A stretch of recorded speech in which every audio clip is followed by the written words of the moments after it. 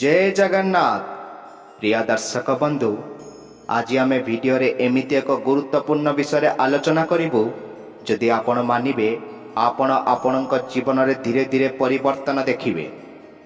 आपण केबे भाबिछंती कि काहेकि किछि लोक अल्प परिश्रम रे बहुत उन्नति करती किंतु किछि लोक दिन राति एक करी मध्य सही सफलता पाई पारंती नाही। आपणक सकाळर प्रथम 5 मिनिट कौन आपणकर पूरा दिन भाग्य लेखिपारे? केउ सही रहस्यमय काम जहाकु शास्त्र भाग्य उदयर चाबिकाठी कुहाଯାଇଛି। आजिर एही आलोचना केवल एक सूचना नुहे बरम आपणक जीवन बदलैबार एक दिव्य मार्गदर्शिका।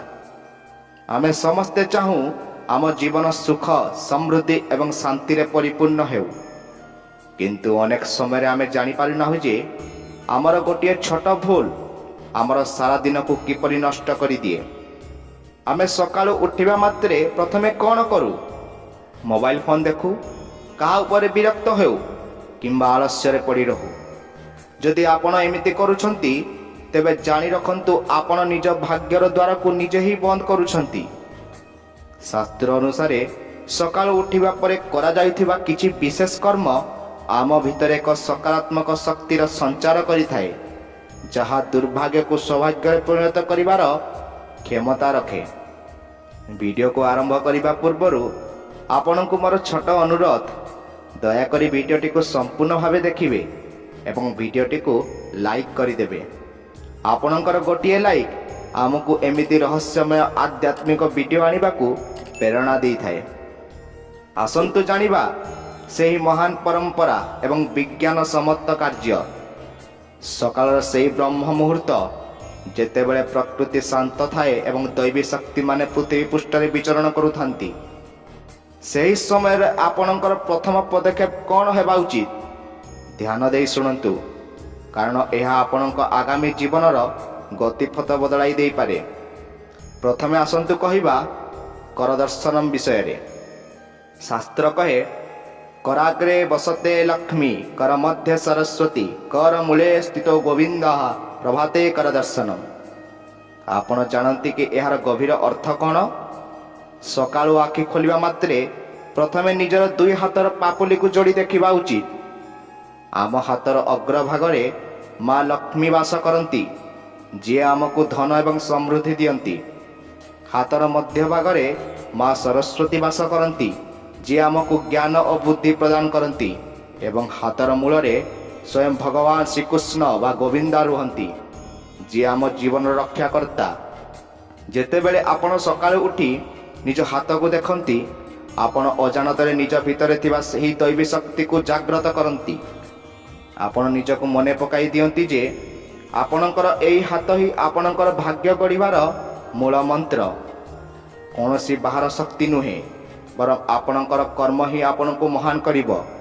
एही क्षुद्र मंत्र पढ़िबा द्वारा आपणक मन एक अद्भुत आत्मविश्वास सृष्टि हुए, जहाँ सारा दिन आपण को सफलता दिगरे आगेई निए। एहा परे आसे भूमि प्रणाम। आपण केबे चिंता करिसंती कि आमे सारा दिन एही पृथ्वी माँ उपरे चालुछु, दौड़ुछु एवं निजर समस्त बोझ ता उपरे लदी देउछु। सेथिपई शास्त्र नियम अछि जे सेजरु पाद तल को पकाइबा पूर्वरु माँ धरित्री को क्षमा मागिबा उचित। समुद्र वसने देवी पर्वतास्तन मंडले विष्णु पत्नी नमस्तुभ्यं पादस्पर्शम क्षमस्व मे। जेउ व्यक्ति निजर जन्मदात्री एवं एही पृथ्वी माता को सम्मान दिए से केबे भी जीवन रे विफल हुए नहीं। एही प्रणाम केवल एक रीतिनीति नुहे, यह हेउची कृतज्ञता जणैबार एक माध्यम।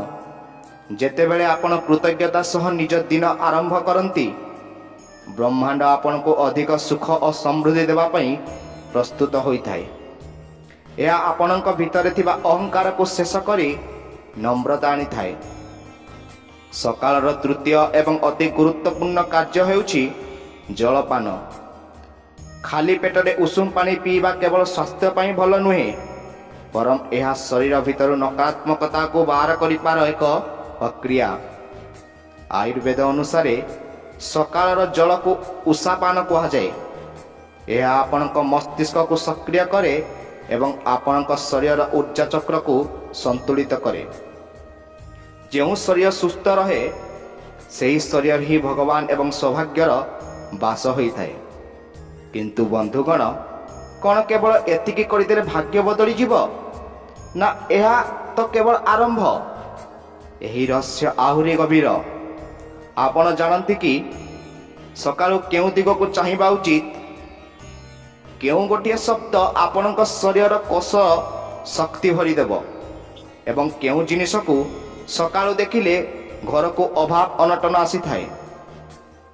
ସକାଳର ସେହି ଶାନ୍ତ ପରିବେଶରେ ଯେତେବେଳେ ଆପଣ ନିଜ ଘରର ଦ୍ୱାର ଖୋଲନ୍ତି, ଆପଣ କେବଳ କବାଟ ଖୋଲନ୍ତି ନାହିଁ, ବରଂ ନିଜ ଜୀବନରେ ନୂତନ ସୁଯୋଗକୁ ସ୍ୱାଗତ କରନ୍ତି। କିନ୍ତୁ କିଛି ଲୋକ ଅଜାଣତରେ ସକାଳୁ ଏମିତି କିଛି ଦୃଶ୍ୟ ଦେଖିଦିଅନ୍ତି ବା ଏମିତି କିଛି କଥା କୁହନ୍ତି ଯାହା ତାଙ୍କର ସମସ୍ତ ସକାରାତ୍ମକ ଶକ୍ତିକୁ ଶୋଷି ନିଏ।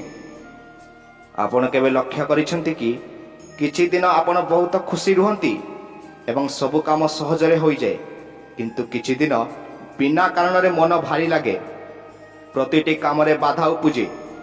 ଏହାର ମୂଳ କାରଣ ହେଉଛି ଆପଣଙ୍କର ସକାଳର ମାନସିକତା ଏବଂ ଆପଣଙ୍କ ଚାରିପାଖରେ ଥିବା ଉର୍ଜା ଶକ୍ତି। ସେଥିପାଇଁ ଶାସ୍ତ୍ରରେ ମଙ୍ଗଳ ଦର୍ଶନର ମହତ୍ତ୍ୱ କୁହାଯାଇଛି। ସକାଳୁ ଉଠି ଆଇନା ଦେଖିବା କିମ୍ବା କୌଣସି ହିଂସ୍ର ପଶୁଙ୍କ ଛବି ଦେଖିବା ଅଶୁଭ ବୋଲି ମନେ କରାଯାଏ। ବରଂ ସକାଳୁ ନିଜ ମାତା ପିତାଙ୍କ ମୁହଁ ଦେଖିବା, ଭଗବାନଙ୍କର ମୂର୍ତ୍ତି ଦର୍ଶନ କରିବା କିମ୍ବା ଏକ ତୁଳସୀ ଗଛକୁ ଦେଖିବା ଦ୍ୱାରା ଆପଣଙ୍କ ମନରେ ଏକ ଶୁଦ୍ଧ ଚିନ୍ତାଧାରା ଜନ୍ମ ନିଏ। ମନେ ରଖନ୍ତୁ, ଆମର ଆଖି ଯାହା ଦେଖେ ଆମ ମନ ତାହାକୁ ହିଁ ଗ୍ରହଣ କରେ। ଯଦି ପ୍ରଥମ ଦର୍ଶନ ଶୁଭ ହୁଏ, ତେବେ ପୁରା ଦିନଟି ଶୁଭମୟ ହୋଇଯାଏ। ଭାଗ୍ୟ ବଦଳିବାର ଏହି ଯାତ୍ରାରେ ଆଉ ଏକ ମହତ୍ତ୍ୱପୂର୍ଣ୍ଣ ସୂତ୍ର ହେଉଛି ସୂର୍ଯ୍ୟ ଅର୍ଘ୍ୟ। ସୂର୍ଯ୍ୟ ଦେବତା ହେଉଛନ୍ତି ପ୍ରତ୍ୟକ୍ଷ ଦେବତା। ସେ ହେଉଛନ୍ତି ଶକ୍ତି, ଆତ୍ମା ଏବଂ ସଫଳତାର ପ୍ରତୀକ। ଯେଉଁମାନେ ସକାଳୁ ସ୍ନାନ ସାରି ସୂର୍ଯ୍ୟଙ୍କୁ ଜଳ ଅର୍ପଣ କରନ୍ତି, ସେମାନଙ୍କର କୁଣ୍ଡଳୀରେ ଥିବା ଗ୍ରହ ଦୋଷ ଖଣ୍ଡନ ହୁଏ। ସୂର୍ଯ୍ୟଙ୍କର ସେହି କୋମଳ କିରଣ ଯେତେବେଳେ ଜଳ ମଧ୍ୟ ଦେଇ ଆପଣଙ୍କ ଶରୀରରେ ପଡ଼େ, ତାହା ଆପଣଙ୍କର ତେଜ ବୃଦ୍ଧି କରେ ଏବଂ ସମାଜରେ ଆପଣଙ୍କର ମାନ ସମ୍ମାନ ବଢ଼ାଇଥାଏ। ଏହା କେବଳ ଧର୍ମ ନୁହେଁ, ଏହା ଏକ ବିଜ୍ଞାନ ଯାହା ଆପଣଙ୍କର ଏକାଗ୍ରତା ବଢ଼ାଇବାରେ ସାହାଯ୍ୟ କରିଥାଏ। କିନ୍ତୁ ଅନେକ ଲୋକଙ୍କର ଏକ ପ୍ରଶ୍ନ ଥାଏ, ଆମେ ତ ଏସବୁ କରୁଛୁ, କିନ୍ତୁ ତଥାପି ଆମ ଜୀବନରେ ଦୁଃଖ କାହିଁକି? ଏହାର ଉତ୍ତର ହୁଏତ ଆପଣଙ୍କର ଖାଇବା ଶୈଳୀ କିମ୍ବା ଆପଣଙ୍କର ଚିନ୍ତା କରିବାର ଢଙ୍ଗରେ ଲୁଚି ରହିଛି।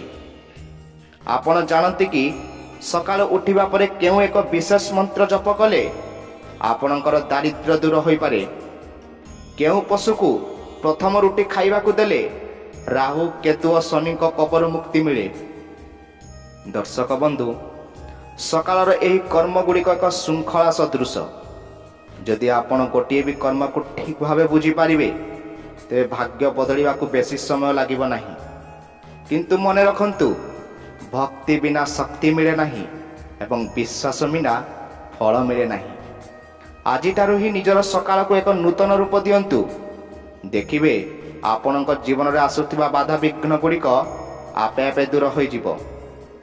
ଆଉ ଏକ ଗୁରୁତ୍ୱପୂର୍ଣ୍ଣ କଥା ହେଉଛି ସକାଳର ଶବ୍ଦ। ଆପଣ ସକାଳୁ ଉଠିବା ପରେ କ'ଣ ଶୁଣୁଛନ୍ତି?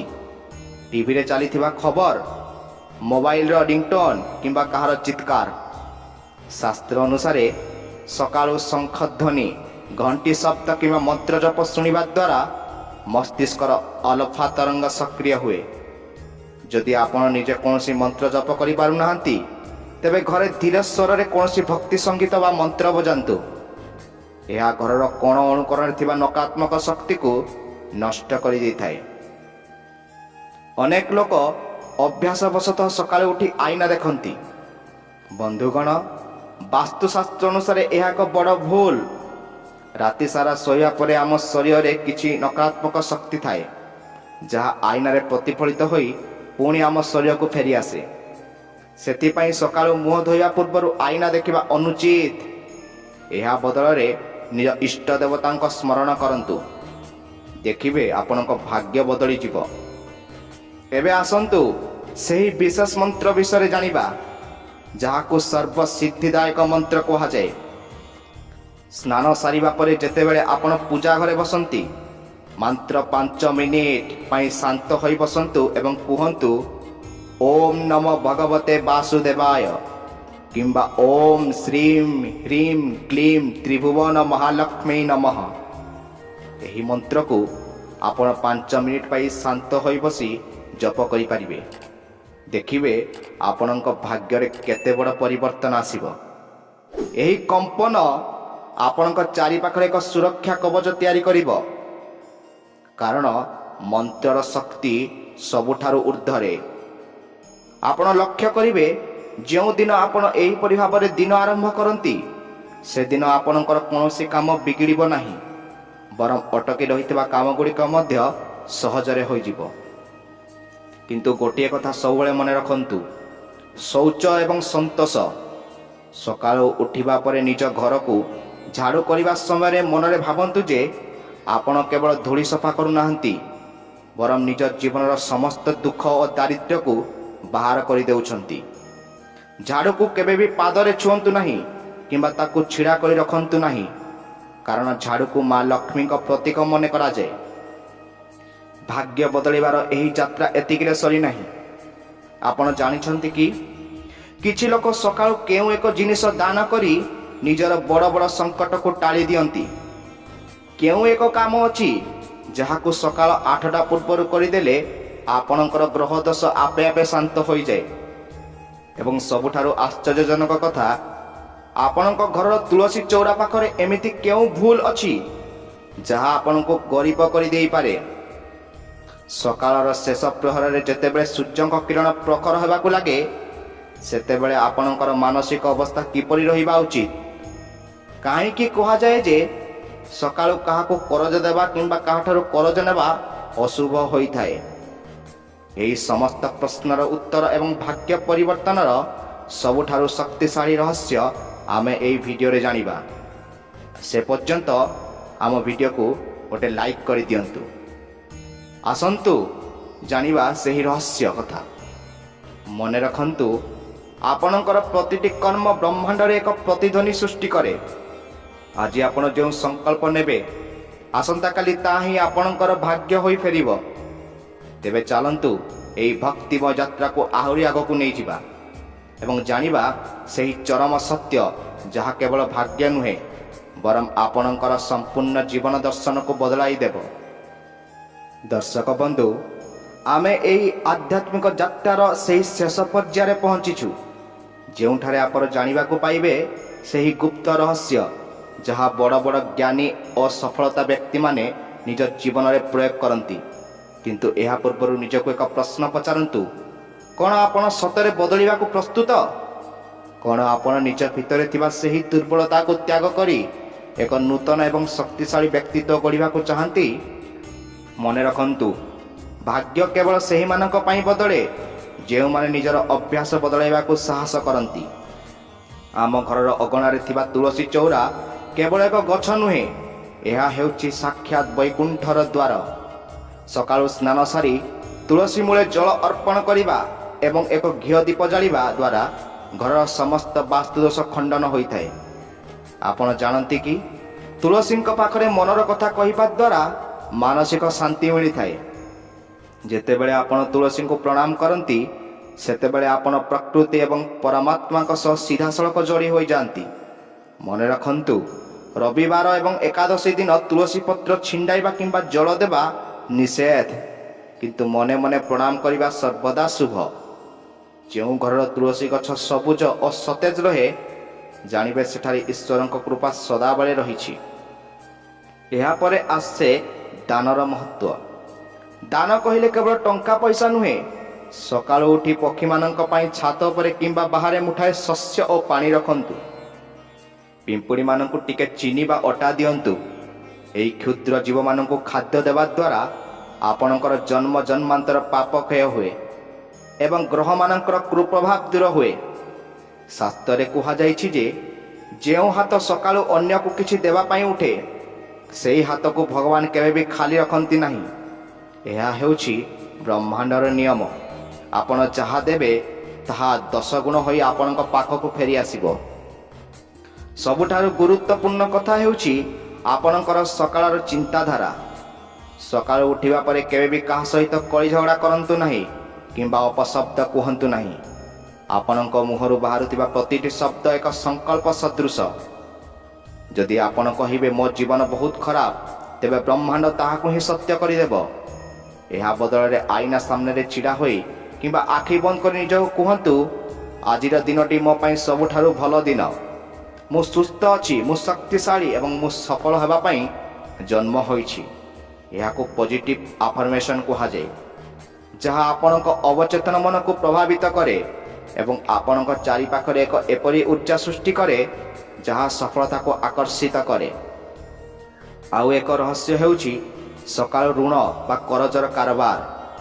ଚେଷ୍ଟା କରନ୍ତୁ ସକାଳ ସମୟରେ କାହାକୁ କରଜ ନ ଦେବାକୁ କିମ୍ବା ନ ନେବାକୁ।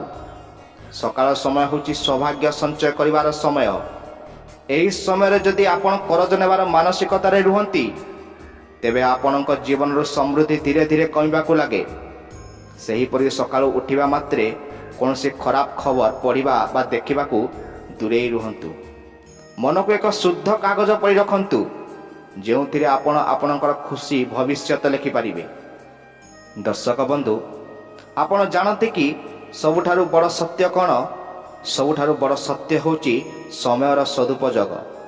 ଯିଏ ସୂର୍ଯ୍ୟଙ୍କୁ ଜଗାଏ ସେ ବିଜୟୀ ହୁଏ, କିନ୍ତୁ ଯାହାକୁ ସୂର୍ଯ୍ୟ ଜଗାନ୍ତି ସେ ଜୀବନ ସାରା ସଂଘର୍ଷ କରେ। ସକାଳ 5ଟାରୁ 6ଟା ମଧ୍ୟରେ ଉଠିବାକୁ ଚେଷ୍ଟା କରନ୍ତୁ। ଏହି ସମୟରେ ବାୟୁମଣ୍ଡଳର ଶୁଦ୍ଧ ଅମ୍ଳଜାନ ଏବଂ ଦୈବୀ ଶକ୍ତିର ପ୍ରଭାବ ସର୍ବାଧିକ ଥାଏ। ଏହି ସମୟରେ କରାଯାଇଥିବା ମାତ୍ର 10 ମିନିଟର ଧ୍ୟାନ ବା ପ୍ରାଣାୟାମ ଆପଣଙ୍କୁ ସାରା ଦିନ ପାଇଁ ଅସୀମ ଶକ୍ତି ପ୍ରଦାନ କରିବ। ଶେଷରେ ଏହିସବୁ କାମ ସାରିବା ପରେ ନିଜ ମାତା ପିତାଙ୍କ ପାଦ ଛୁଇଁ ପ୍ରଣାମ କରନ୍ତୁ। ଶାସ୍ତ୍ର କହେ, ଅଭିବାଦନ ଶିଳସ୍ୟ ନିତ୍ୟମ୍ ବୁଦ୍ଧ ପଶ୍ୟବିନଃ ଚତ୍ୱାରି ଶସ୍ୟ ବର୍ଦ୍ଧତେ ଆୟୁର୍ବିଦ୍ୟା ଯଶୋବଳମ୍। ମାତା ପିତାଙ୍କ ଆଶୀର୍ବାଦରେ ସେହି ଶକ୍ତି ଅଛି ଯାହା ଭାଗ୍ୟରେ ନଥିବା ଜିନିଷକୁ ମଧ୍ୟ ଆପଣଙ୍କୁ ଦେଇପାରେ। ଏହି ସମସ୍ତ ନିୟମ କେବଳ ଶୁଣିବା ପାଇଁ ନୁହେଁ, ଏହାକୁ ଅଭ୍ୟାସରେ ପରିଣତ କରିବା ପାଇଁ। ମନେ ରଖନ୍ତୁ, ଭାଗ୍ୟ କୌଣସି ଚମତ୍କାର ନୁହେଁ, ଏହା ହେଉଛି ଆପଣଙ୍କର ପ୍ରତିଦିନର ଛୋଟ ଛୋଟ ଶୁଭ କର୍ମର ସମଷ୍ଟି। ଯଦି ଆପଣ ଆଜିଠାରୁ ଏହି ସକାଳର ସୂତ୍ରକୁ ନିଜ ଜୀବନରେ ଲଗାଇବେ, ତେବେ ଆସନ୍ତା 21 ଦିନ ମଧ୍ୟରେ ଆପଣ ନିଜ ଭିତରେ ଏବଂ ନିଜ ପରିବେଶରେ ଏକ ଚମତ୍କାରୀ ପରିବର୍ତ୍ତନ ଦେଖିବାକୁ ପାଇବେ। କିନ୍ତୁ ଗୋଟିଏ କଥା ସବୁବେଳେ ମନେ ରଖନ୍ତୁ, ଭକ୍ତି ସହିତ କର୍ମ ମଧ୍ୟ ଜରୁରୀ। ସକାଳୁ ଈଶ୍ୱରଙ୍କୁ ସ୍ମରଣ କରିବା ପରେ ନିଜ କାମକୁ ପୁରା ନିଷ୍ଠାର ସହ କରନ୍ତୁ। ଈଶ୍ୱର ସେହିମାନଙ୍କୁ ସାହାଯ୍ୟ କରନ୍ତି ଯେଉଁମାନେ ନିଜକୁ ସାହାଯ୍ୟ କରିବାକୁ ଚେଷ୍ଟା କରନ୍ତି। ଆପଣଙ୍କର ପ୍ରତିଟି ଶୁଭ ସକାଳ ଆପଣଙ୍କ ପାଇଁ ନୂଆ ସୁଯୋଗ, ନୂଆ ଆଶା ଏବଂ ନୂଆ ସଫଳତା ନେଇ ଆସୁ। ଆଜିର ଏହି ଆଲୋଚନା ଆପଣଙ୍କୁ କିପରି ଲାଗିଲା? କ'ଣ ଆପଣ ଆସନ୍ତାକାଲି ସକାଳୁ ଏହି ଦିବ୍ୟ ନିୟମ ଗୁଡ଼ିକୁ ପାଳନ କରିବାକୁ ପ୍ରସ୍ତୁତ? ଆମକୁ କମେଣ୍ଟ କରି ନିଶ୍ଚୟ ଜଣାନ୍ତୁ। ଯଦି ଆପଣଙ୍କୁ ଏହି ସୂଚନା ଭଲ ଲାଗିଥାଏ, ତେବେ ଭିଡ଼ିଓଟିକୁ ଲାଇକ୍ କରିଦିଅନ୍ତୁ ଏବଂ ଏହାକୁ ନିଜର ପ୍ରିୟଜନମାନଙ୍କ ସହ ସେୟାର କରନ୍ତୁ, ଯାହାଫଳରେ ସେମାନେ ମଧ୍ୟ ନିଜ ଭାଗ୍ୟ ବଦଳାଇବାର ମାର୍ଗ ପାଇପାରିବେ। ଏବଂ ତଳେ ଯାଇଥିବା କମେଣ୍ଟ ବକ୍ସରେ ଜୟ ମା ଲକ୍ଷ୍ମୀ ଲେଖିବାରୁ ଜମାରୁ ଭୁଲନ୍ତୁ ନାହିଁ। ଆମେ ଆସିବୁ ଆଉ ଏକ ଗୁରୁତ୍ୱପୂର୍ଣ୍ଣ ତଥ୍ୟକୁ ନେଇ। ସେ ପର୍ଯ୍ୟନ୍ତ ଆମକୁ ବିଦାୟ ଦିଅନ୍ତୁ। ଆପଣଙ୍କ ଦିନଟି ଶୁଭମୟ ହେଉ। ଜୟ ଜଗନ୍ନାଥ, ଜୟ ମହାଲକ୍ଷ୍ମୀ।